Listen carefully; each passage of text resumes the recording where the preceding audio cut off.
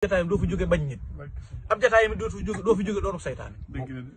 xam nga loolu nag foofi toogee dolli ko sëñ Tuubaa foofi dolli toogee sa yaqiin gën a wér ci sëñ Tuubaa ndax loo doon laam-laame sax naan danaa ko ragal boo ñëwee boo ca waxee benn mu dolli la ci yu ko gën a dëgër yooyu yóbbaale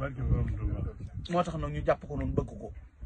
parce que nëbb nu ko ku yàlla bind ci àdduna waaw ndax ku la ëpp bu la mayee ci darajaam da nga koy xam man daa koo bëgg waaw moo tax ma tudd ko Cheikh Abdou meeg sa kër waaw ci sama kër sax xam nañ ne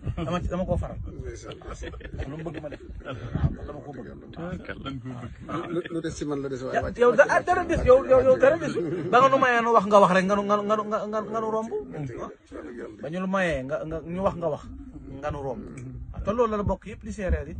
ndax boo waxee ñu ne si Abdou rek lañ gis koo xam ne mën naa dajale bokk yi balaa takkusaan dama ko wax ci plateau yi màggali sëñ Fall yi ma di ko leeral te badina boobu